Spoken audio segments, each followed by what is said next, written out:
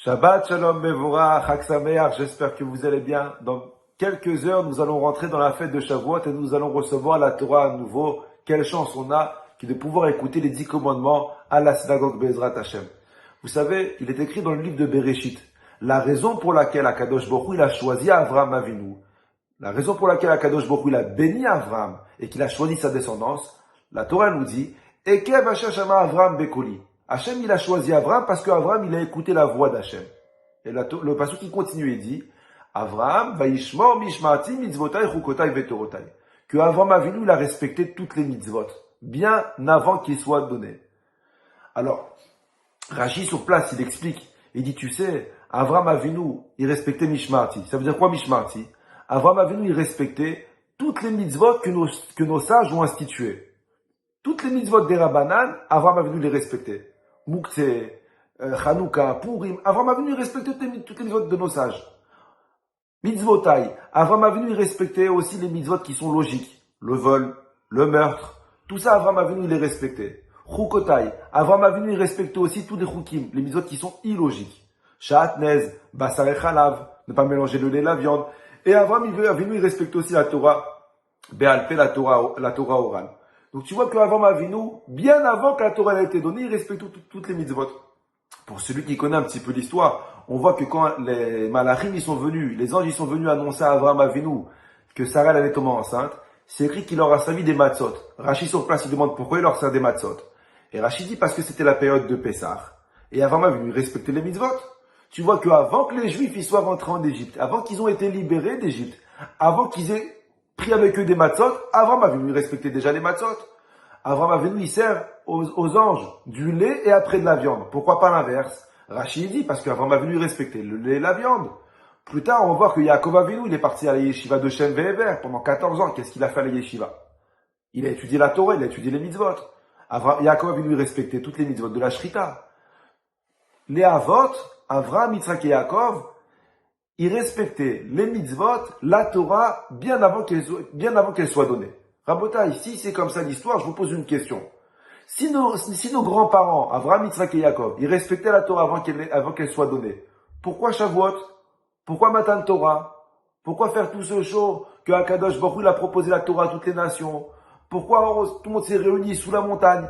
Mais si déjà nos grands-parents, ils respectaient déjà la Torah et les mitzvot, pourquoi répéter des mitzvot qu'ils faisaient déjà?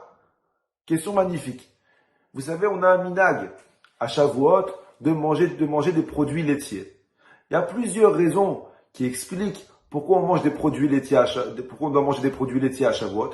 Le Mishnah Moura, le Chafetz Chaim, il donne une raison logique. Je vous lis cette raison dans les mots. Le Rav dit qu'après Matan Torah, après que les Juifs ils ont reçu la Torah, ils sont rentrés chez eux, mais ils n'ont pas trouvé quoi manger. Pourquoi? Parce que maintenant qu'ils ont reçu la Torah, ils ont entendu les halachot de la Shrita.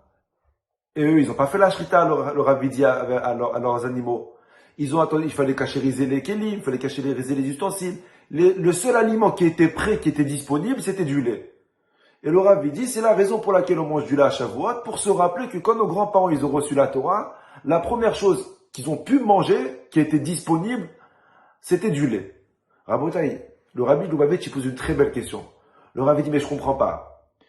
S'ils peuvent pas manger de la viande, parce qu'ils n'ont pas fait la shrita, ils peuvent pas aussi boire du lait, parce que les ustensiles dans lesquels ils vont boire du lait, c'est là où ils ont mangé de la viande. Tu comprends que s'ils n'ont pas respecté la halachot de shrita, forcément ils n'ont pas respecté aussi la halachot de lait et de viande. Donc comment ils ont pu boire du lait? Et le Rav, il donne une très belle réponse. Écoutez la réponse, comment elle est belle. Le Rav, il dit, il y a une halacha dans la shrita qui dit que on peut manger un animal qui a eu l'abattage rituel seulement si l'animal il a été égorgé par un juif. Un non-juif qui a fait la shrita à une bête, la bête elle n'est pas cachère. C'est qu'un juif qui peut faire la shrita à une bête.